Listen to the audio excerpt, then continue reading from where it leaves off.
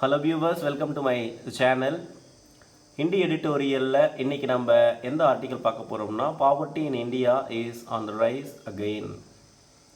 இந்தியாவில் மீண்டும் வறுமை அதிகரிச்சிருக்கிறது அப்படின்றத ஒரு ஆர்டிக்கலாக ரெண்டு ஆத்தர்ஸ் ஹிந்தி எடிட்டோரியலில் இன்றைக்கி எழுதியிருக்காங்க. ஸோ அந்த ஆர்டிக்கலை பற்றி தான் நம்ம பார்க்க போகிறோம். பொதுவாக இந்த ஆர்டிக்கல் எதை பற்றி பேசுதுன்னா, இந்தியாவில் கடந்த சில ஆண்டுகளாக வறுமை அதிகரித்து இருக்கின்றது. கோவிட் பேண்டமிக் முன்னாடியும் கோவிட் பேண்டமிக்கு பின்னாடியும் பாவர்ட்டி அதிகரிக்கிறது. இனி வரும் காலங்களிலும் பாவர்ட்டி அதிகரிக்கும் அப்படின்னு சொல்லிட்டு இந்த ஆர்டிக்கலில் எழுதியிருக்கிறாரு. ஸோ இந்த பாவர்ட்டியை எப்படி மெஷர் பண்ணாங்க, எந்த அளவீடு, எந்த மெத்தடாலஜி பயன்படுத்தி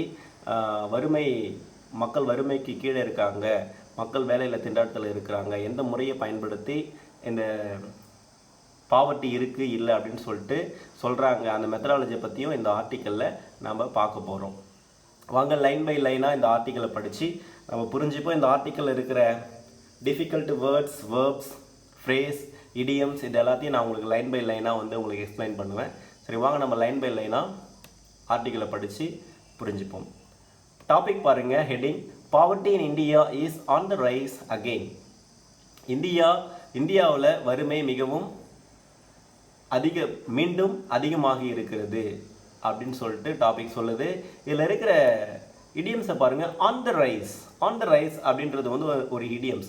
ஆன் த ரைஸ் அப்படின்னா அதிகமாக, பாவர்ட்டி அதிகமாக இருக்கின்றது, அதான் அதனுடைய பொருள். ஆன் த ரைஸ் அப்படின்றது ஒரு இடியம்ஸ். இது என்னன்னா, ஆன் த ரைஸ் மீன்ஸ் அதிகமாக, அதான் அதனுடைய பொருள்.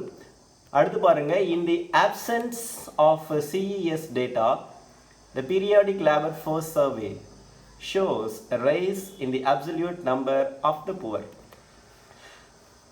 இந்த லைனில் நீங்கள் ரெண்டுத்தை பற்றி நல்லா தெரிஞ்சுக்கணும். ஒன்று CES அப்படின்னா என்ன, ரெண்டாவது பீரியாடிக் லேபர் ஃபோர்ஸ் சர்வே அப்படின்னா என்னன்றதை நீங்கள் முதல்ல தெரிஞ்சுக்கணும். CES அப்படின்றது என்னன்னா, கன்சம்ஷன் எக்ஸ்பெண்டிச்சர் சர்வே. அதுதான் ஷார்ட்டாக ஆத்தர் இங்கே என்னென்னு எழுதியிருக்கிறாருன்னா CES means consumption expenditure survey. Periodic labour force survey, இது ரெண்டுத்துக்கும் உள்ள வேறுபாடு என்ன, இது எப்போ பின்பற்றினாங்க அப்படின்றது உங்களுக்கு கட்டாயமாக தெரிஞ்சிருக்கணும். இந்த கன்சம்ஷன் எக்ஸ்பெண்டிச்சர் சர்வே அப்படின்றது 2011, 12, 2017, 18 இது போல் ஆண்டுகளில் கன்சம்ஷன் எக்ஸ்பெண்டிச்சர் சர்வே முறையை பயன்படுத்தி தான் பாவர்ட்டியை கணக்கிட்டாங்க. ஆனால் ரீசெண்டாக இப்போ எதை பயன்படுத்துகிறாங்கன்னா, பீரியாடிக் லேபர் ஃபோர்ஸ் சர்வே அப்படின்ற மெத்தடை பயன்படுத்தி பாவர்ட்டி நம்ம நாட்டில் இருக்கா இல்லையா, பொருளாதார வளர்ச்சி அடைஞ்சிருக்கா இல்லையா, வேலையில்லா திண்டாட்டங்கள் இருக்கா இல்லையா, நிறைய பேருக்கு வேலை கிடைச்சிருக்கா இல்லையா அப்படின்னு சொல்லிட்டு இந்த முறையை பயன்படுத்தி அவங்க கண்டுபிடிப்பாங்க. அடுத்து பாருங்க, India has not released its consumption expenditure survey data since 2011 to 2012.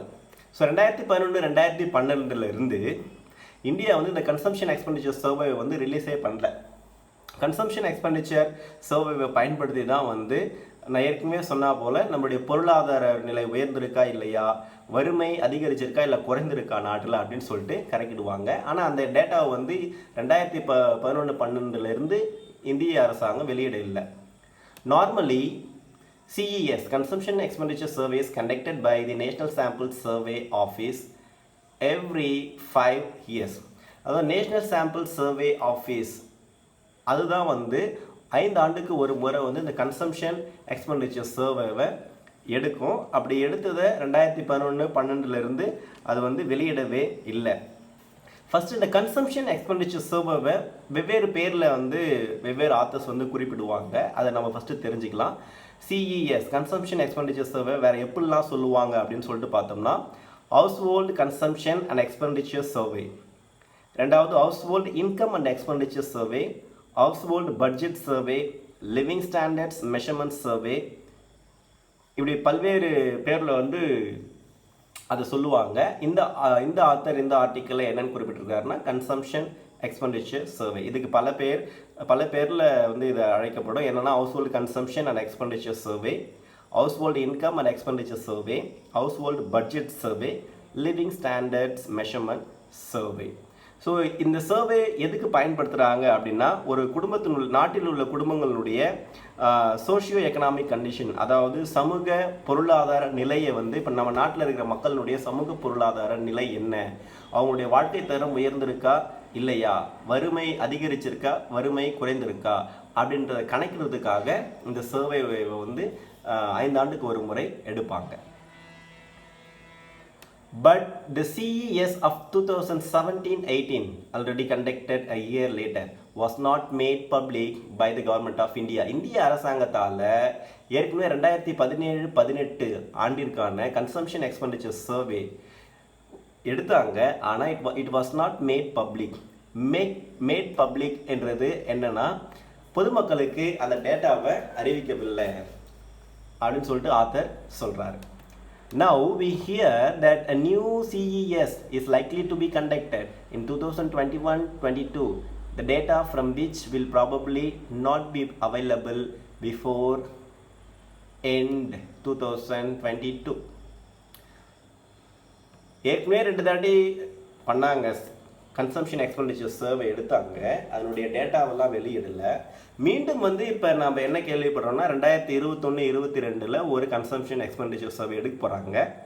அப்படி எடுத்தாலும் அந்த டேட்டா வந்து 2022 முடிவுக்குள்ளே வராது, அது 2022 அப்புறம் பின்பு தான் வரக்கூடிய வாய்ப்பு இருக்குது அப்படின்னு சொல்லிட்டு இந்த ஆத்தர் சொல்கிறாருங்க.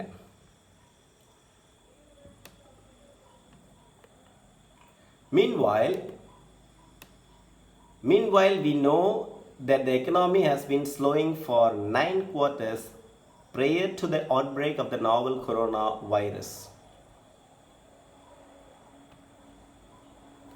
So, இதற்கிடையில், meanwhile means இதற்கிடையில், we know that the economy has been slowing for 9 quarters prior to the outbreak of the novel coronavirus pandemic. பொருளாதாரம் வந்து ஏற்கனவே ரொம்ப குறைந்த அளவில் தான் இயங்கிட்டு இருக்கு, ஒரு மந்த நிலையில் இருக்குது. எப்போ பேண்டமிக்கால இல்லை, பேண்டமிக்கு முன்னாடியே prior to the outbreaks 9 quarters, இங்கே பாருங்கள் 9 quarters prior to the outbreak of the novel corona virus. இந்த 9 quarters அப்படின்னா என்னென்னா, அதாவது ஒரு ஆண்டில் 12 மாதங்கள் இருக்குன்னா 3 மாதங்களை வந்து ஒரு குவார்ட்டர் அப்படின்னு சொல்லிட்டு சொல்லுவாங்க. அப்போது 9 quartersனால் 2 வருடம் 3 மாதங்கள், 2 வருடம் 3 மாதமாக. எப்போ கொரோனா வைரஸ்க்கு முன்னாடி அப்படின்னா 2019 2018 இந்த ஆண்டுகள்லேயே வந்து பொருளாதாரம் வந்து பொறுமையாக ஒரு ஸ்லோவாக தான் போயிட்டு இருந்துச்சு, ஒரு மந்த நிலையில் தான் இருந்தது.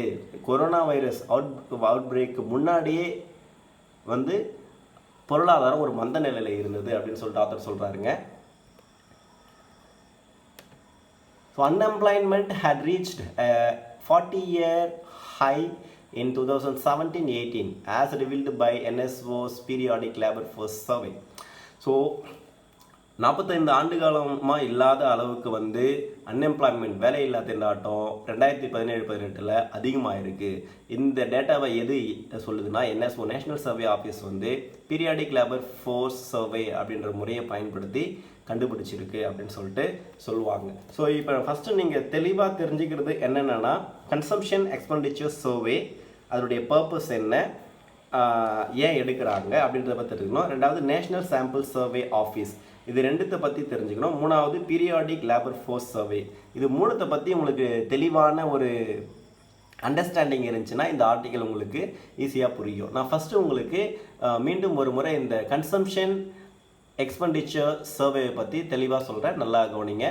கன்சம்ஷன் எக்ஸ்பெண்டிச்சர் சர்வே அப்படின்றத பல பேர்கள் அழைக்கப்படும். 1 house hold consumption and expenditure survey, house hold income and expenditure survey, house hold budget survey, living standards measurement services. எதுக்கு பயன்படுத்துகிறாங்க இதை வந்து ஒரு குடும்பத்தினுடைய பொருளாதார, ஒரு சமூக பொருளாதார நிலையை கண்டுபிடிக்கிறதுக்காக பயன்படுத்துகிறாங்க. அதாவது ஒரு சமூகம் பொருளாதார அளவில் முன்னேறி இருக்கா முன்னேறவில்லையா, வறுமை இருக்கா வறுமை அதிகரிச்சிருக்கா வறுமை குறைந்திருக்கா, வேலையின்மை அதிகரிச்சிருக்கா குறைந்திருக்கா, இதெல்லாம் வந்து கணக்கிடுவதற்கு இந்த கன்சம்ஷன் எக்ஸ்பெண்டிச்சர் சர்வே பயன்படுத்துவாங்க. இதனுடைய பர்பஸ் அப்படின்னு என்ன பார்த்தீங்கன்னா, to provide information poverty monitoring. Poverty வறுமை அதிகரித்திருக்கா குறைந்திருக்கா இதெல்லாம் கண்டுபிடிக்கிறதுக்கு இந்த கன்சம்ஷன் எக்ஸ்பெண்டிச்சர் சர்வே பயன்படுத்துவாங்க. ரெண்டாவது நான் சொன்ன மாதிரி நேஷ்னல் சாம்பிள் சர்வே ஆஃபீஸ் அப்படின்னா நீங்கள் அது என்ன அப்படின்னு சொல்லிட்டு நீங்கள் தெளிவாக தெரிஞ்சுக்கணும். அதை NSO அப்படின்னு சொல்லிட்டு சொல்லுவாங்க.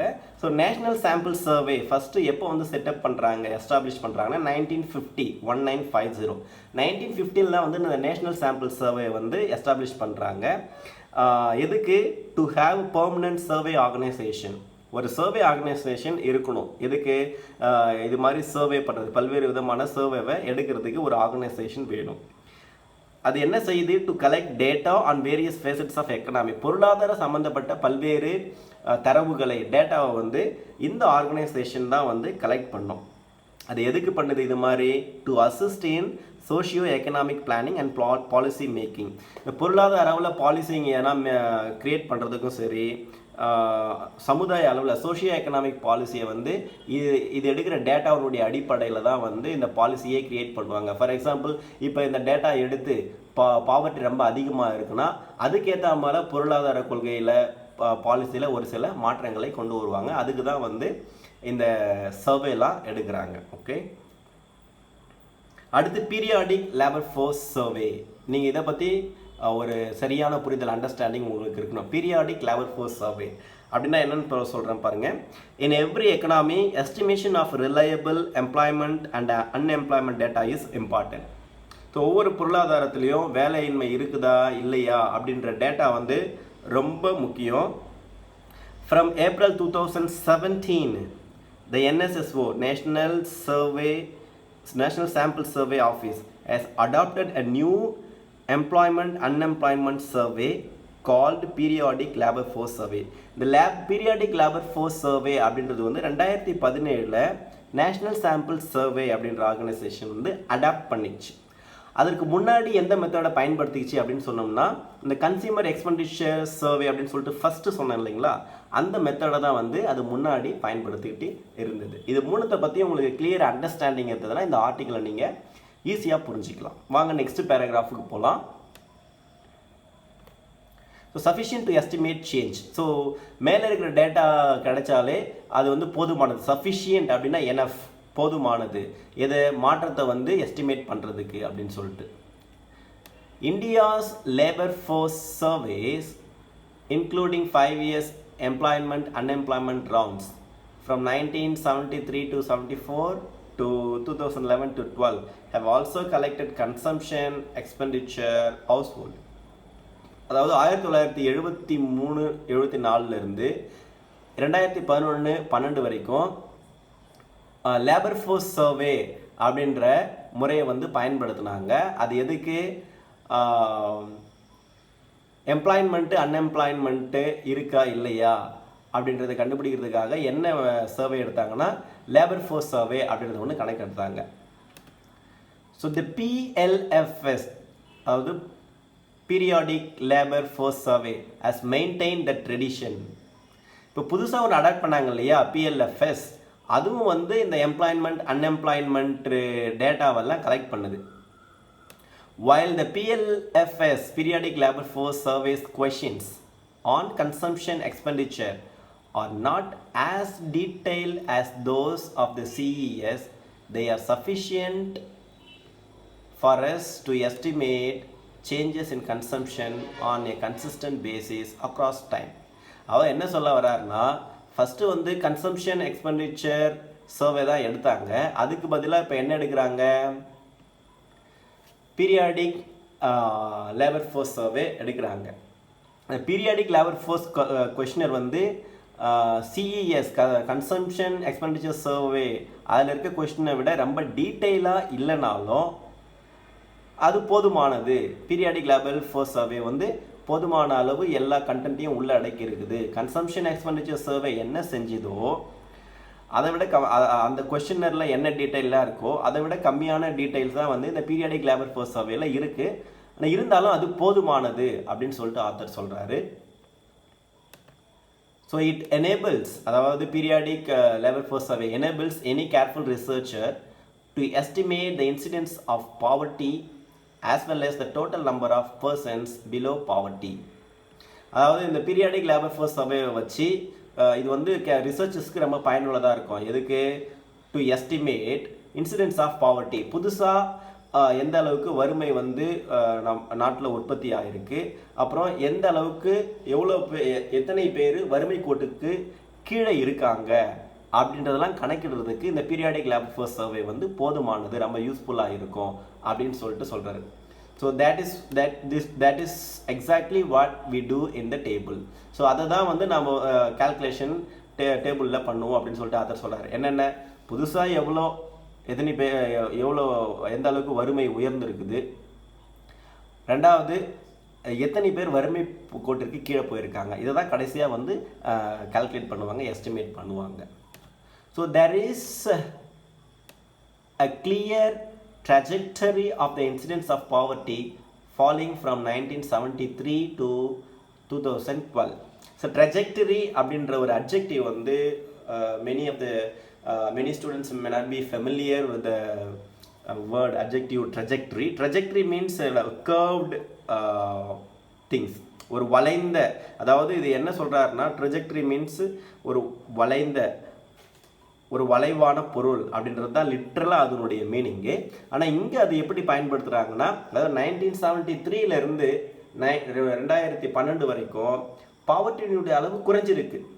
எப்போ 1973 2012 வரைக்கும் பாவர்ட்டி வந்து குறைஞ்சிருக்கு. In fact since India began collecting data on poverty, the incidence of poverty has always fallen consistently. எப்போ வந்து பாவர்ட்டி பற்றிய டேட்டா வந்து இந்தியா தொடங்க ஆரம்பிச்சதோ, அதாவது 1973 அதுக்கு முன்னாடியிலேருந்து கன்சிஸ்டன்ட்லினா என்னன்னு பார்த்தீங்கன்னா, தொடர்ந்து வந்து பாவர்ட்டி வந்து குறைந்து கொண்டே வந்தது. ஆல்ரெடி ஃபாலன்னா குறைந்துக்கிட்டே தான் வந்துச்சு பாவர்ட்டி லைனு. அது எப்போன்னு சொல்கிறாரு பாருங்க இந்த ஆத்தரு. இட் வாஸ் இந்த டேட்டாலாம் உங்களுக்கு ரொம்ப முக்கியம். இதுதான் உங்களுக்கு வந்து எக்ஸாமுக்கு ரொம்ப முக்கியமாக இருக்கும், முக்கியமானதாக வந்து முக்கியமான ஒரு தேவையாக இருக்கும். ஸோ இட் வாஸ் 54.9% இன் 1973 74 வரைக்கும் பாவர்ட்டியினுடைய பர்சன்டேஜ் என்ன இந்தியாவில் 54.9%. அடுத்து பாருங்கள் 1983 1984 வரைக்கும் 44.5. ஸோ அப்படின்னா என்ன, பாவர்ட்டி வந்து குறைஞ்சிருக்கு இந்த ஆண்டுகளில். அதுக்கடுத்து பாருங்கள் 44.5 36% குறைஞ்சிருக்கு. எப்போது 1993 94 வரைக்கும். அதுக்கடுத்து பாருங்கள் 27.5 வந்து குறைஞ்சிருக்கு. எப்போ 2004 2005 வரைக்கும். ஸோ இந்த ஆண்டுகள்லாம் வந்து பாவர்ட்டி வந்து கன்சிஸ்டண்ட்டாக வந்து என்ன இருக்குது, குறைஞ்சிருக்கு.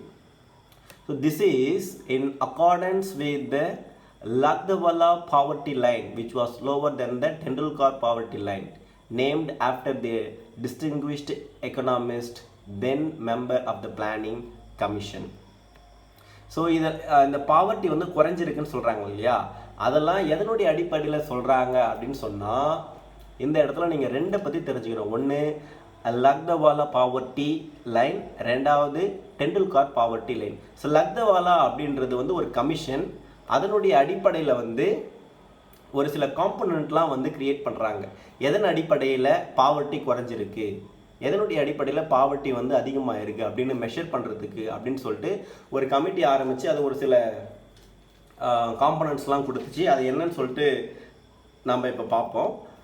ரெண்டாவது இந்த இப்போ சொன்ன பாவர்ட்டி குறைஞ்சிருக்கு இல்லையா, அதெல்லாம் எதனுடைய அடிப்படையில் சொல்கிறாங்கன்னா, இந்த கமிட்டி லக்தவாலா பாவர்ட்டி கமிட்டி சொல்கிறாங்க இல்லையா, அதனுடைய அடிப்படையில் தான் பாவர்ட்டி குறைஞ்சிருக்கு அப்படின்னு சொல்கிறாங்க. இங்கே வந்து நீங்கள் வந்து ஒரு இடியம்ஸை வந்து பாருங்கள், இன் அக்கார்டன்ஸ் வித்ன்றது வந்து இட்ஸ் லைக் அக்கார்டிங் டு, அதுதான் இதனுடைய பொருள்.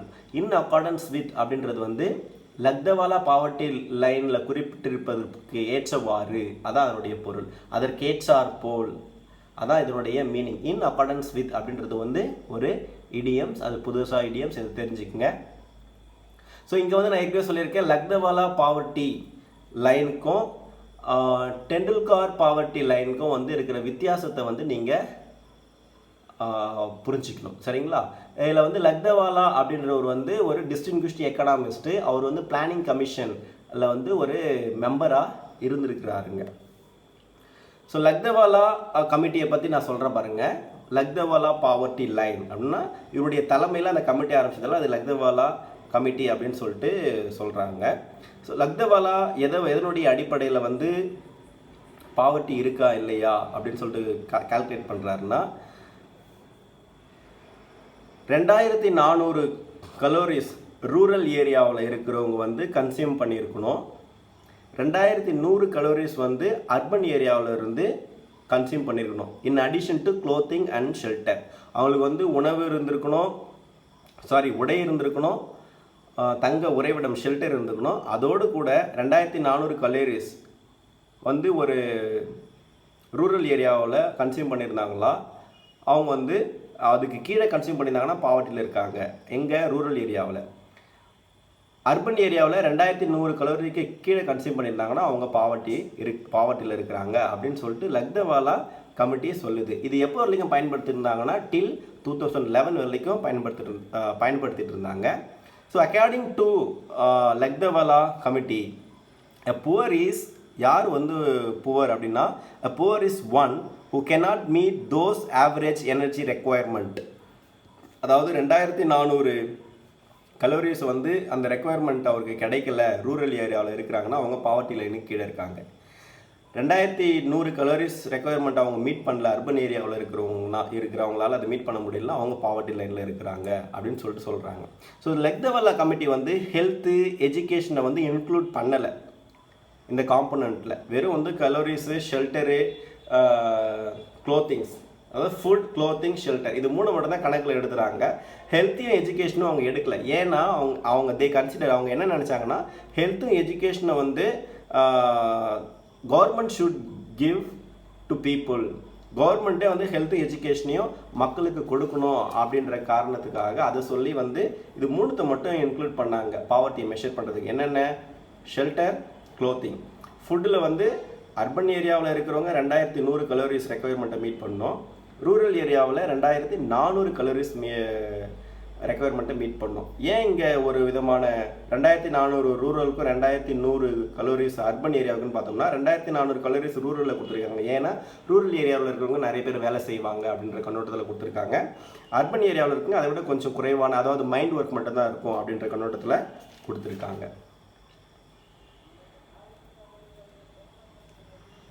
அடுத்த டீடைல் பாருங்க. the committee, அதாவது Lakdawala committee defined poverty line on the basis of household per capita consumption and expenditure. எந்த அளவுக்கு அவங்க கன்சியூம் பண்ணியிருக்காங்க, எந்த அளவுக்கு எக்ஸ்பெண்டிச்சர் பண்ணியிருக்காங்க, அதனுடைய அர்த்தத்தில் தான் வந்து அவங்க வந்து பாவர்ட்டியை வந்து மெஷர் பண்ணியிருக்காங்க. அடுத்து இந்த டெண்டுல்கர் கமிட்டி அப்படின்னு பாருங்க. அதை வந்து ஒரிஜினல் என்ன பண்ணுவாங்க, சுரேஷ் டெண்டுல்கர் கமிட்டி அப்படின்னு சொல்லிட்டு சொல்லுவாங்க. ஸோ இதில் வந்து என்னென்னா இந்த கலோரிஸ் பேஸ்ட் மாடல் அதிலிருந்து வேற ஒரு மாடலுக்கு போகிறாங்க. அது என்னென்னா இன்டேக் நியூட்ரிஷன் சப்போர்ட் அப்படின்னு சொல்லிட்டு போகிறாங்க. அவங்க வந்து கலோரிஸ் மட்டும்தான் போட்டாங்க, ஆனால் இவங்க வந்து நியூட்ரிஷனல் சப்போர்ட்டை வந்து இன்டேக் நியூட்ரிஷனல் சப்போர்ட்டை வந்து கன்சிடர் பண்ணுறாங்க, கலோரிஸை கன்சிடர் பண்ணாமல். எதில்? சுரேஷ் டெண்டுல்கர் கமிட்டியில். இங்கே வந்து யூனிஃபார்ம் பாவர்ட்டி பேஸ்கெட் லைன் அப்படின்றத ஃபாலோ பண்ணுறாங்க. அங்கே வந்து பார்த்திங்கன்னா 2400 கலோரி ரூரல் ஏரியாவில் இருக்கிறவங்களுக்கு, 2100 கலோரி அர்பன் ஏரியாவில் இருக்கிறதுக்குன்னு சொல்லிட்டு ஒரு டிஃப்ரென்ஸ் இருக்குது. இங்கே வந்து யூனிஃபார்மாக இங்கே பண்ணுறாங்க. So this panel stipulated a benchmark daily per capita expenditure of 27 and ₹33 in rural and urban. ஸோ இந்த கமிட்டியை பொறுத்த வரைக்கும் பர் கேபிட்டா எக்ஸ்பெண்டிச்சர் வந்து ஒரு ஆளுக்கு எவ்வளோ இருக்குன்னா 27 ரூபா. அது வந்து ரூரலில் இருக்கிறவங்களுக்கு. அர்பனில் இருக்கிறவங்களுக்கு 33 ரூபா. இதுக்கு குறைவாக அவங்க வந்து எக்ஸ்பெண்டிச்சர் பண்ணியிருந்தாங்கன்னா அவங்க வந்து அதை என்னென்னு கன்சிடர் பண்ணுவாங்கன்னா பிலோ பாவர்ட்டி அப்படின்னு சொல்லிட்டு கன்சிடர் பண்ணுவாங்கன்னு இந்த கமிட்டி நமக்கு சொல்லுது. ஸோ இந்த ரெண்டு கமிட்டியும் எப்படி வந்து பாவர்ட்டியை மெஷர் பண்ணுறது அப்படின்றதுல வந்து வித்தியாசம் இருக்குது. இது உங்களுக்கு கட்டாயமாக தெரிஞ்சாகணும். ஸோ அடுத்து பாருங்கள் மெத்தடாலஜி. எப்படி வந்து இந்த பாவர்ட்டி குறைஞ்சிருக்கு, அதிகமாக இருக்குது, எந்த சர்வேவை எந்த மெத்தடாலஜியை பயன்படுத்தினாங்க சர்வேல அப்படின்றத பற்றி அதை சொல்கிறாரு. வாங்க பார்ப்போம். In 2011 it was decided in the planning commission that the national poverty line will be raised in accordance with the recommendations of an expert group chaired by the late Suresh Tendulkar, then professor of economics at Delhi School of Economics. So planning commission வந்து என்ன decide பண்ணுது 2011 அப்படின்னு பார்த்தோம்னா, national poverty line, தேசிய அளவில் வறுமை கோடை வந்து கொஞ்சம் அதிகப்படுத்தும். இப்போ இருக்கிற மெஷரை அதிகப்படுத்துவாங்க. இன் அக்கார்டன்ஸ் வித், நான் ஏற்கனவே வந்து இன் அக்கார்டன்ஸ் வித் அது ஒரு இடியம்ஸு, அது அப்படி அதனுடைய மீனிங் என்னென்னா அக்கார்டிங் டு அப்படின்னு சொல்லியிருக்கேன். இங்கேயும் பயன்படுத்தியிருக்காங்க பாருங்கள். இந்த பாவர்ட்டி லைன் எதற்கேற்றார் போல் உயர்த்தப்பட வேண்டும் என்றால் ரெக்கமெண்டேஷன்ஸ், அதாவது டெண்டுல்கர் கமிட்டி கொடுத்த ரெக்கமெண்டேஷன் அடிப்படையில் பாவர்ட்டி லைனை இன்க்ரீஸ் பண்ணும் அப்படின்னு சொல்லியிருக்காங்க. சேர்டு பைனா ஹெடட் பை, இவர் தான் டெண்டுல்கர் அப்படின்றவர் தான் வந்து அந்த கமிட்டிக்கு தலைமை தங்கியிருக்கிறாரு. அதான் சேர்டு பை, அதான் அதனுடைய பொருள். அடுத்து பாருங்க, that is the poverty line we use in estimating poverty in table. தற்சமயத்துக்கு எந்த முறை பயன்பாட்டில் இருக்குன்னா லக்தவெல்லாம் கிடையாது. சுரேஷ் டெண்டுல்கர் கமிட்டி என்ன ரெக்கமெண்டேஷன் கொடுத்துச்சோ அதனுடைய அடிப்படையில் நம்ம வந்து இப்போ பாவர்ட்டியை மெஷர் பண்ணியிருக்கிறோம். So as it happens, this poverty line was comparable at the time to the international poverty line of $1.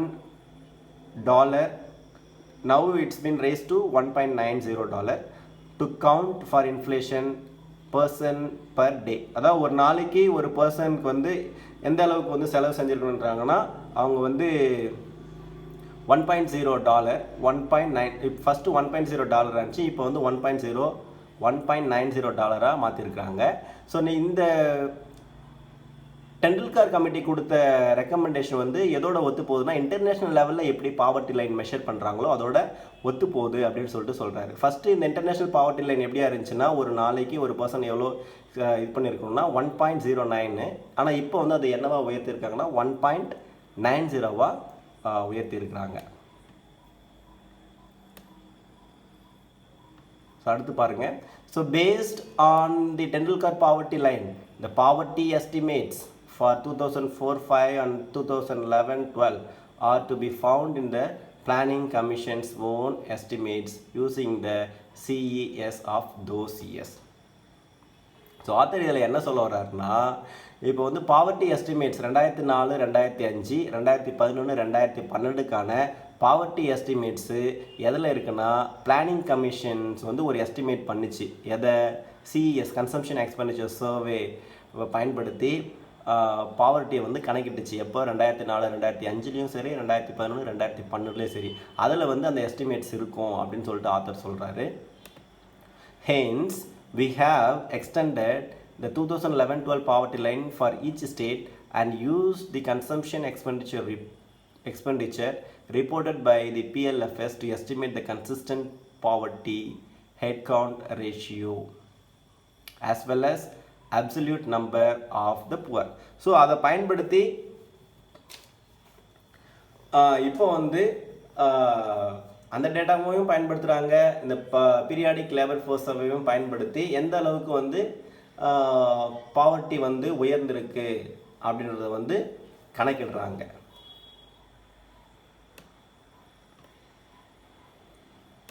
We feel confident about using the PLFS because in the absence of CES data, the PLFS can be used to estimate the incidence of poverty.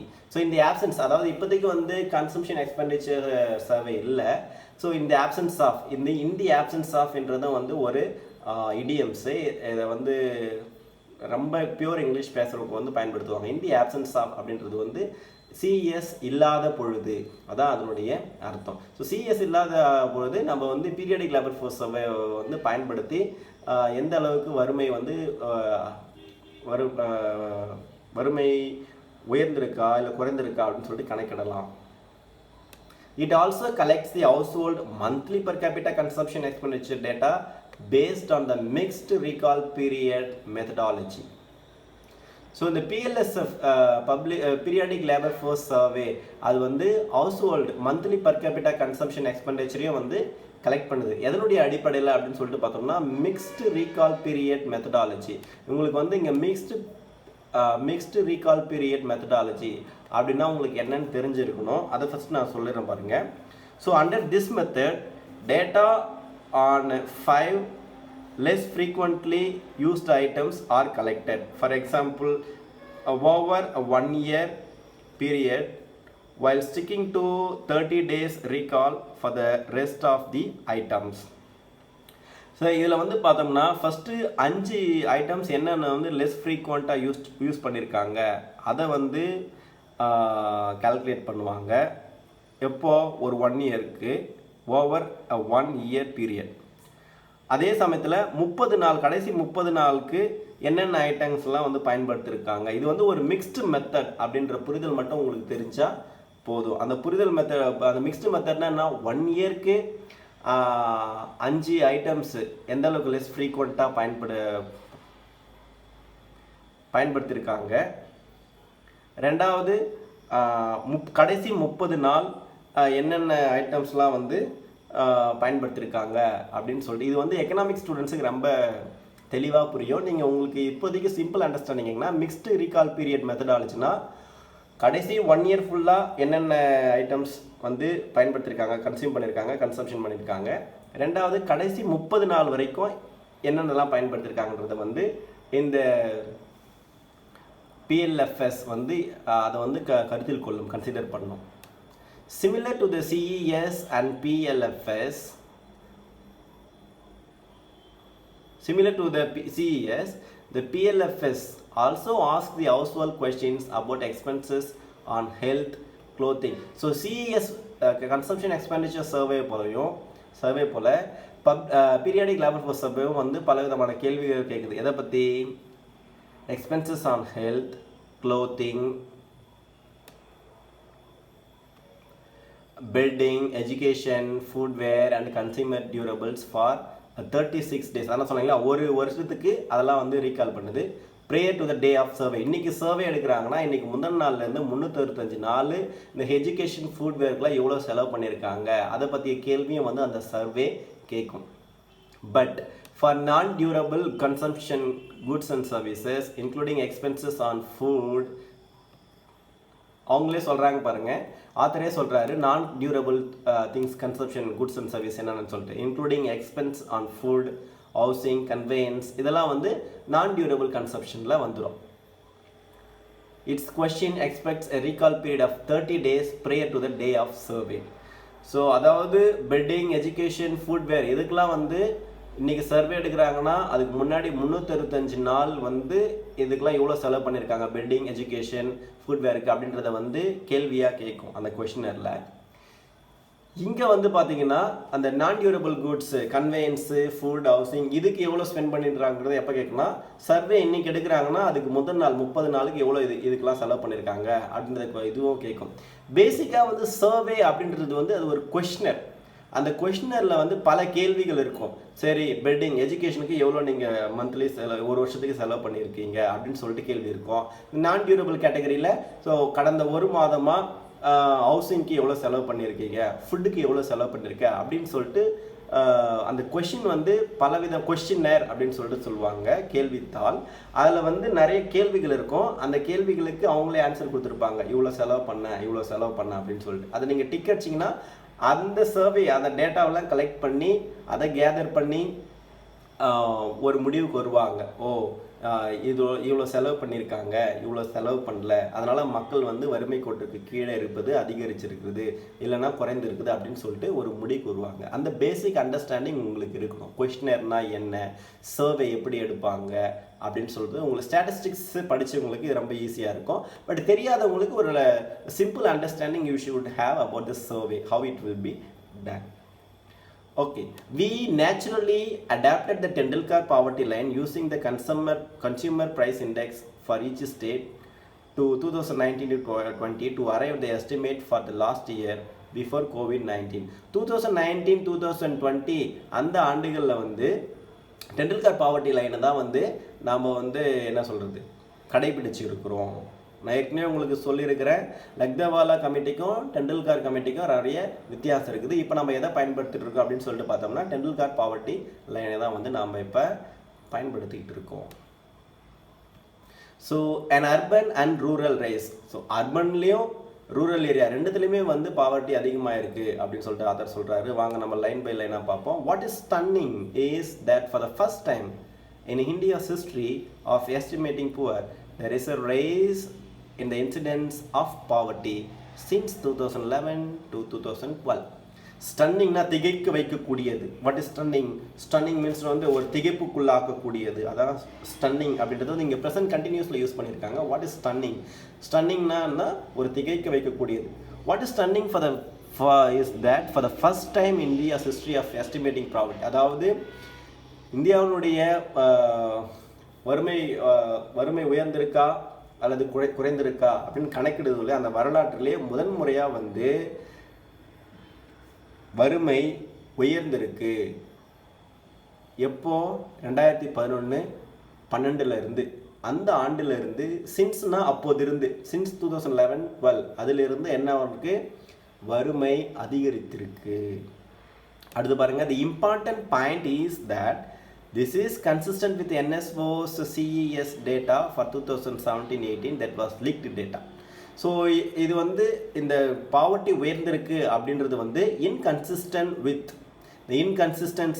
In accordance with, according to, இதெல்லாம் ஒரே மீனிங்கில் பயன்படுத்தக்கூடிய idioms தான். ஓகேங்களா? So வறுமை உயர்ந்திருக்கு அப்படின்னு சொல்கிறது வந்து எதோட ஒத்து போகுதுன்னா என்எஸ்ஓஸ்னுடைய கன்சம்ஷன் எக்ஸ்பெண்டிச்சர் சர்வே வெளியிட்ட டேட்டாவோட ஒத்து போகுது. அது எப்போ லீக் அவுட் ஆச்சுன்னா 2017-18 டேட்டா வந்து லீக் அவுட் ஆனது அப்படின்னு சொல்லிட்டு சொல்கிறாங்க. So the leaked data ஷோட் that the rural consumption between 2012 and 2018 had fallen by 8%, while urban consumption had risen by barely 2%. So rural ஏரியாவில் வந்து கன்சம்ஷன் என்னவா குறைஞ்சிருக்கு? 8%க்கு குறைஞ்சிருக்கு. ஆனால் அர்பன் கன்சம்ஷனில் என்ன இருக்குது? 2% மட்டும்தான் வந்து அதிகமாக இருக்குது.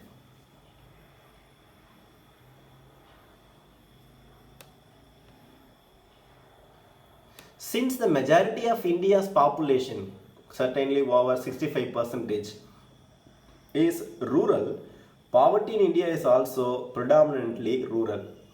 ஸோ மேலே 8% வந்து என்ன சொல்கிறது, கன்சம்ஷன் வந்து குறைஞ்சிருக்கு. கன்சம்ஷன் குறைஞ்சிருக்குன்னா பாவர்ட்டி வந்து அதிகமாக இருக்குது அப்படின்னு சொல்லிட்டு அர்த்தம். 2% தான் வந்து அர்பனில் உயர்ந்திருக்கு. ஏன் வந்து கன்சம்ஷன் குறைஞ்சிருக்கு, அதாவது பாவர்ட்டி உயர்ந்திருக்குது ரூரல் ஏரியாவில் அப்படின்னு சொல்லிட்டு பார்த்தோம்னா, மெஜாரிட்டி ஆஃப் த பீப்புள், அவர் ஆத்தர் சொல்கிறாரு, சர்டன்லி ஓவர் 65% வந்து எங்கே இருக்காங்க, எங்கே வசிக்கிறாங்கன்னா ரூரல் ஏரியாவில் தான் வசிக்கிறாங்க. ப்ரிடாமினன்ட்னா ப்ரிடாமினன்ட்லி அதிகமாக அப்படின்னு அர்த்தம். So remarkably by 2019-20 poverty had increased significantly in both rural and urban area, but much more so in rural area. இங்கே பாருங்க, ரிமார்க்கபிளி அப்படின்னு சொன்னால் குறிப்பிடக்கூடிய அளவில், குறிப்பிடத்தக்க அளவில், அதான் ரிமார்க்கபிளி அப்படின்னு சொல்லிட்டு அர்த்தம். 2019-2020 வந்து பாவர்ட்டி வந்து ஹேட் இன்க்ரீஸ்ட், சிக்னிஃபிகண்ட்னா முக்கியத்துவம், குறிப்பிடக்கூடிய அளவில் அதிகமாக வந்து அதிகரித்திருக்கு பாவர்ட்டி. எங்கே? ரூரல் ஏரியாவிலையும் சரி, அர்பன் ஏரியாவிலையும் சரி. ரூரல் ஏரியாவில் 25%லேருந்து 30% வந்து பாவர்ட்டி அதிகமாக ஆயிருக்கு. So it is also for the first time since the estimation of poverty began in India on a consistent basis that the absolute number of poor has risen. எப்போ வந்து பாவர்ட்டியை வந்து கணக்கிட ஆரம்பித்தாங்களோ இந்தியாவில், அப்போதுலேருந்து கன்சிஸ்டன்ட் பேசிஸில் the absolute number of poor has risen. இப்போ வந்து அப்சல்யூட்னா என்னென்னா எந்த ஒரு சந்தேகமும் இல்லாமல் கிளியராக வந்து பாவர்ட்டி வந்து அதிகரிச்சிருக்குது.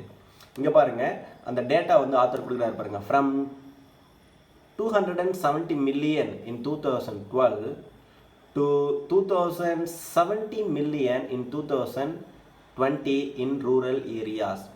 ரூரல் ஏரியா, கிராம பகுதிகளில் வந்து 2017 மில்லியன் வந்து பாவர்ட்டியில் இருக்கிறாங்கன்னு சொல்லிட்டு 2012ஆம் ஆண்டில் சொல்கிறாங்க. ஆனால் அந்த எண்ணிக்கை 2019-20 ஆண்டு கால அளவில் 2070 அதிகரிச்சிருக்குது. அதே போல் இங்கே பாருங்கள், and from 53 million to 71 million in the urban area. Urban ஏரியாவில் வந்து எப்படி அதிகரிச்சிருக்கு? 53 மில்லியன்லேருந்து 71 மில்லியன் அதிகரிச்சிருக்கு. Or total increase of the absolute poor about 70 million வந்து டோட்டலாக வந்து அதிகரிச்சிருக்குது அப்படின்னு சொல்லிட்டு ஆத்தர் சொல்கிறாருங்க. It is important here to recall two facts. ரெண்டு உண்மைகளை நம்ம வந்து இங்கே நினைவு கூறணும் அப்படின்னு சொல்லி ரீகால்னா நினைத்து பார்க்க வேண்டும், நினைவு கூற வேண்டும், அதாவது பொருள். டூ ஃபேக்ட்ஸ் சொல்கிறாரு. ஃபஸ்ட்டு வந்து between 1973 and 1993 the absolute number of poor had remained constant. இங்கே பாருங்கள், 1973 1993 வரைக்கும் ஏறக்குறைய 20 வருஷமாக வந்து ஏழைகளுடைய எண்ணிக்கை தொடர்ந்து ஒரே அளவாக இருந்துச்சு. கான்ஸ்டன்ட்னா மாறவே இல்லை, தொடர்ந்து அதே நிலைமையில இருந்துச்சு. அந்த டேட்டா சொல்கிறார் பாருங்க எவ்வளோன்னு சொல்லிட்டு. At about 320 million poor. 1973 1990 வரைக்கும் ஏழைகளுடைய எண்ணிக்கை எவ்வளோவா இருந்துச்சுன்னா 320 மில்லியனாக தான் இருந்தது. Despite significant increase in totals population. மக்கள் தொகை அதிகரித்தாலும் 1973 1993 வரைக்கும் ஏழைகளுடைய எண்ணிக்கை என்னவாக தான் இருந்துச்சு, 320 தான் இருந்துச்சு. மக்கள் தொகை அதிகரிச்சு போது கூட கான்ஸ்டண்ட்டாக இருந்துச்சு, மாறவே இல்லை.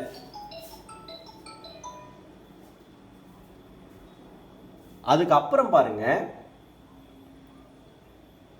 between 1993 and 2004 the absolute number of poor fell by a marginal number 18 million from 320 million to 302 million. 1993 இருந்து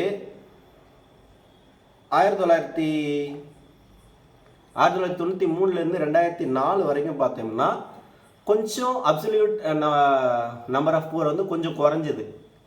அது என்ன, 18 மில்லியன் தான் குறைஞ்சிருக்கு. அது சொல்கிறாரு பாருங்கள், from 320 million to 302 million during period when the GDP growth rate had picked up after the economic reforms. So இந்த டைமில் வந்து நம்ம வந்து ஒரு எக்கனாமிக் ரெஃபர்மேஷன் நடந்தது. அப்போ தான் வந்து இந்த ப்ரைவேட்டைசேஷன் அதெல்லாம் கொண்டு வந்தாங்க. ஸோ அதனுடைய அடிப்படையில் வந்து கொஞ்சம் வந்து பாவர்ட்டி வந்து குறைந்தது. எப்போ 18 மில்லியனாக வந்து குறைஞ்சது. 320 302 மில்லியனாக அது வந்து மாறுச்சு. அதற்கு பிறகு பாருங்கள், it is for the first time in India's history since consumption expenditure survey began that we have seen an increase in the absolute number of the poor between 2012-13 and 2019-20. 2012-2013 2019-20 இந்த ஆண்டுகளுக்கு இடையே அதாவது பாவர்ட்டி வந்து அதிகரிச்சிருக்கு. எப்போதுலேருந்து கன்சம்ஷன் எக்ஸ்பெண்டிச்சர் சர்வே எப்போ ஆரம்பித்தாங்களோ அதிலிருந்து இந்த ஆண்டுகளில் வந்து பாவர்ட்டி அதிகமாக இருக்குது அப்படின்னு சொல்லிட்டு ஆத்தர் சொல்கிறாருங்க. The second fact is that for the first time between 2004-5 and 2011-12 the number of the poor fell, and that too by staggering 133 million or by over 90 million per year. ஒரு ஆண்டுக்கு 19 மில்லியன் வந்து குறைஞ்சிக்கிட்டே வருது. எந்தெந்த ஆண்டில், 2004 2005 இருந்து 2011 2012 வரைக்கும். This was accounted for by what has come to be called India's dream run of growth over 2004 and 2014. The GDP growth rate had averaged 8% per annum, a 10-year run that was not sustained thereafter. அதாவது இந்த ஆண்டுகளில் வந்து poverty வந்து குறைஞ்சிருக்கு. எப்போது, 2004 2014 வரைக்கும் poverty வந்து குறைஞ்சிருக்கு. அதுக்கு காரணம் என்ன அப்படின்னு சொல்லிட்டு பார்த்தோம்னா இந்த ட்ரீம் ரன் க்ரோத் அப்படின்ற கான்செப்ட். அந்த ட்ரீம் ரன் க்ரோத் அப்படின்றது என்ன அப்படின்றத பார்த்துருவோம் பாருங்கள். India was a rising star in the global economy with its annual growth rate touching 8 to 9% between 2003 to 2008 with the price stability. அந்த நேரத்தில் வந்து யூஎஸ்ஏவில் பார்த்தீங்கன்னா ரொம்ப மிகப்பெரிய ஒரு பொருளாதார நெருக்கடி வந்து இருந்தது மற்ற நாடுகளில். ஆனால் இந்தியாவில் அது போல் இல்லை. அதனால் வந்து அப்போ வந்து பாவர்ட்டியினுடைய அளவு வந்து குறைஞ்சிருந்தது அப்படின்னு சொல்லிட்டு ஆத்தர் சொல்கிறாருங்க. பை கான்ட்ராஸ்ட் அப்படின்னா இது ஒரு இடியம்ஸு. அதற்கு மாறாகன்னு சொல்கிறாங்க. Not only has the incidence of poverty increased.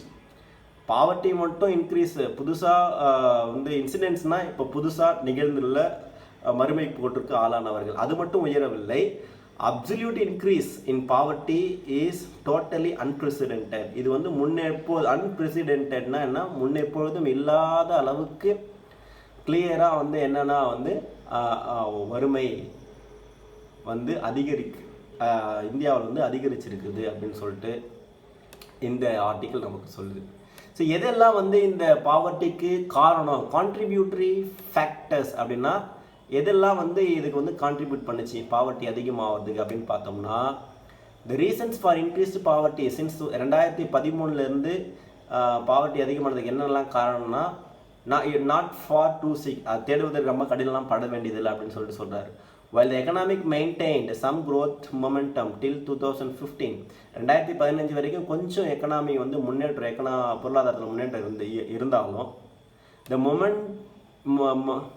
the monumental blunder of demonetization followed by a poorly planned and hurriedly introduced goods and services tax both delivered body blows to the unorganized sector, micro, small and medium enterprise. So இங்கே வந்து நீங்கள் வந்து டிமானிட்டைசேஷனை apply பண்ணி பார்க்கணும். ரொம்ப அவசரமாக ஹரிட்லி introduce பண்ணாங்க இல்லைங்களா, குட்ஸ் அண்ட் சர்வீஸ் டேக்ஸ். இது ரெண்டுத்தையும் வந்து நீங்கள் ஞாபகப்படுத்தி பார்க்கணும். இது ரெண்டால் வந்து என்ன பண்ணுச்சுன்னா பாவர்ட்டி அதிகமானது அப்படின்னு சொல்லிட்டு சொல்கிறாங்க. இது ரெண்டும் தான் வந்து போத் டெலிவர்ட் பாடி ப்ளோஸ். பாடி ப்ளோஸ்னால் அது என்னன்னா, அது வந்து ஒரு நவுன் இங்கிலீஷில். அதுக்கு என்ன பொருள்னா, something which has damaging effects, அதை தான் வந்து பாடி ப்ளோ அப்படின்னு சொல்லிட்டு சொல்லுவோம். இந்த டிமானிட்டைசேஷனும் சரி, goods and tax service introduce பண்ணாங்க இல்லைங்க, இது ரெண்டுமே வந்து ஒரு டேமேஜிங் எஃபெக்டை வந்து எக்கனாமிக்கு கொடுத்துச்சு. குறிப்பாக எக்கனாமிக்கில் எந்த செக்டார் அப்படின்னு சொல்லிட்டு பார்த்தோம்னா, unorganised sector and micro, small and medium enterprises. இந்த ஸ்மால் ஸ்கேல் இண்டஸ்ட்ரின்னு சொல்லுவாங்க இல்லையா, அதுக்கெலாம் வந்து ஒரு மிகப்பெரிய வந்து ஒரு அடி கொடுத்துச்சு. ஒரு சர்க்கிளாக இந்த டிமானிட்டைசேஷனும் குட்ஸ் அண்ட் சர்வீஸ் டேக்ஸும் இருந்தது. இதில் அன்ஆர்கனைஸ்டு செக்டார் அப்படின்னா உங்களுக்கு என்னென்னு தெரிஞ்சிருக்கணும். அன்ஆர்கனைஸ்டு செக்டார்னா என்னென்னு ஃபஸ்ட்டு பார்ப்போம். த sector which is not registered with government. அந்த செக்டார் வந்து கவர்மெண்ட்டில் வந்து ரெஜிஸ்டர் பண்ணியிருக்க மாட்டாங்க. ரெண்டாவது, இது மாதிரி செக்டார்லாம் வந்து கவர்மெண்ட் ரூல்ஸ் அண்ட் ரெகுலேஷனை அப்படியே ஸ்ட்ரிக்டாக ஃபாலோ பண்ண மாட்டாங்க. அது மாதிரி இருக்கிறத கவர்மெண்ட்டில் எந்தெந்த கம்பெனியில் ரெஜிஸ்டர் பண்ணலையோ அதெல்லாம் வந்து அன்ஆர்கனைஸ்டு செக்டாரில் வந்துடும். The economic slowdown followed. இது ரெண்டுத்தாலையும் வந்து demonetisation, goods and service introduce பண்ணது, இது ரெண்டுத்தாலையும் வந்து எக்கனாமிக் வந்து ரொம்ப ஸ்லோ டவுனாக ஆயிடுச்சு. None of the 4 engines of growth was firing after that. அதுக்கப்புறம் வந்து வளர்ச்சிக்கான 4 engines அது என்னன்னு சொல்லிட்டு கீழே பார்ப்போம். அதெல்லாம் வந்து முன்னேறவே இல்லை. ஃபஸ்ட்டு என்ஜின் என்ன அப்படின்னு சொல்லிட்டு சொல்கிறாங்கன்னா, ப்ரைவேட் இன்வெஸ்ட்மெண்ட் வந்து ஃபஸ்ட்டு என்ஜின். அது வந்து fell from 31% inherited by the new government to 28% of GDP by 2019-2020. இந்த ஆண்டில் வந்து ப்ரைவேட் இன்வெஸ்ட்மெண்ட்டு 31 இருந்தது. எந்த அளவுக்கு வந்துடுச்சு? 28. இது முதல் இன்ஜின். அதுவே குறைஞ்சிருச்சா? ரெண்டாவது பாருங்கள், public expenditure was contained by silent fiscal crisis. Public expenditure வந்து அதுவும் வந்து கன்ஸ்ட்ரெயின்ட் அப்படின்னா ஒரு குறைக்கப்பட்டு விட்டது, ஒரு குறுக்கப்பட்டு விட்டது, அதுவும் வந்து அதிகமாகல. இது பப்ளிக் எக்ஸ்பெண்டிச்சர் செகண்ட் என்ஜின். மூணாவது வந்து பார்த்தோம்னா எக்ஸ்போர்ட்ஸ், நம்ம எக்ஸ்போர்ட் பண்ணுறோம் இல்லையா, அது which had never fallen in absolute dollar terms for a quarter century since 1991 actually fell below the 2013-14 level 350 billion for 5 years. என்ன சொல்கிறாங்கன்னா, எக்ஸ்போர்ட் பண்ணுறதுனுடைய மதிப்பு வந்து கிட்டத்தட்ட 25 ஆண்டுகளாக 1991 வந்து குறைந்ததே கிடையாது. ஆனால் 2013-14 வந்து பார்த்தோம்னா அது என்னவா குறைஞ்சிருக்கு, 5 ஆண்டுகளில் 315 பில்லியன் வந்து குறைஞ்சிருக்கு அப்படின்னு சொல்லிட்டு ஆத்தர் சொல்கிறாருங்க. எதனால் இதெல்லாம்? டிமானிட்டைசேஷன், ரெண்டாவது குட்ஸ் அண்ட் டேக்ஸஸ் சர்வீஸ் அப்படின்னு சொல்லிட்டு ஆத்தர் சொல்லியிருக்கிறாருங்க. Consumption stagnated and household savings rates fell. வீட்டில் வந்து வங்கியில் வந்து சேவ் பண்ணி வைப்பாங்க இல்லையா பேங்க்கில், அதுவும் குறைஞ்சிருச்சு. அவங்க வந்து காசு இல்லாததுனால, பணம் இல்லாததுனால, பணப்புழக்கம் இல்லாததுனால அவங்க வந்து எதையும் வாங்க முடியல, செலவு செய்ய முடியல. ஸ்டாக்னேட்டட்னா அப்படியே தேங்கி நிற்கிறது. வாட்டர் இஸ் ஸ்டாக்னேட்டிங் அப்படின்னா அப்படியே தேங்கி நிற்கிறது, எங்கேயுமே ஓடலை. அதுபோல் மக்கள்கிட்ட கையில் காசு இருக்கிறதால, புழுக்கம் இல்லாததுனால நிறைய எக்கனாமிக் ஆக்டிவிட்டிஸ் நடக்கலை. அப்படி ஸ்டாக்னேட்டட்னா அப்படியே தேங்கி நிற்கிறது, அதான் அதனுடைய பொருள். So joblessness increased to a 45 years high by 2017-18. இது இன்ட்ரோடக்ஷன்லேயே நான் சொல்லியிருக்கேன். 45 ஆண்டுகளுக்கு ஆண்டில் இல்லாத அளவுக்கு ஜாப்லெஸ்னஸ் அன்எம்ப்ளாய்மெண்ட் வந்து அதிகரிச்சிருக்குது. எந்த ஆண்டில் 2017-18 வந்து இது வந்து அன்எம்ப்ளாய்மெண்ட் அதிகமாகிடுச்சு. இங்கே பாருங்க, and youth saw unemployment triple from 6 to 18% between 2012-2018. 2012 2018 இந்த ஆண்டுகளில் யூத்துக்கான அன்எம்ப்ளாய்மெண்ட்டு 6%லேருந்து எந்த அளவுக்கு அதிகரிச்சிருக்குது? 18% அதிகரிச்சிருக்கு. So real wages did not increase for casual or regular workers over the same period. இப்போ இது வேலை செய்கிறவங்களுக்கான ரியல் வேஜஸ் வந்து அதிகமாகலை. Hardly surprising when job seekers were increasing, but jobs were not anywhere close to that rate. So என்னதான் வந்து job சீக்கர்ஸு அதிகரித்தாலும் அவங்களுக்கு வந்து என்ன சொல்கிறது, போதுமான அளவுக்கு ஜாப் சீக்கர்ஸ் எவ்வளோ இருக்காங்களோ அந்த அளவுக்கான வேலைகள் அவங்களுக்கு கிடைக்கல அந்த ரேட்டுக்கு அப்படின்றாங்க. Hence consumer expenditure fell and poverty increased. So இந்த காரணங்களுக்காக கன்சியூமர் எக்ஸ்பெண்டிச்சர் ரேட் வந்து குறைந்து விட்டது. அதனால் பாவர்ட்டி வந்து அதிகமாக இருக்குது. எப்போ வந்து கன்சியூமர் எக்ஸ்பெண்டிச்சர் ரேட்டு வந்து குறையுதோ அப்போ வந்து பாவர்ட்டி அதிகமாகும். எப்போ அதிகமாகுதோ அப்போ வந்து பாவர்ட்டி குறையும். கடைசியாக ஆத்தர் என்ன சொல்லி முடிக்கிறாருன்னா, poverty is expected to rise further during the COVID-19 pandemic after the economic has contracted. இப்போ கான்ட்ராக்டட் அப்படின்னா சுருக்கம், அதான் எங்களுடைய பொருள். எக்கனாமிக்ஸ் வந்து இப்போ ரொம்ப சுருங்கி போச்சு, எக்கனாமிக் ஆக்டிவிட்டிஸ் எல்லாம். அதனால் பாவர்ட்டி வந்து மீண்டும் இந்த கோவிட் டைமில் அதிகமாகும், உயரும், வறுமை உயரும், அதிகரிக்கும் அப்படின்னு சொல்லிட்டு இந்த ஆத்தர் சொல்லி முடிக்கிறாரு. இதில் ஃபர்தர் அப்படின்னு சொல்லி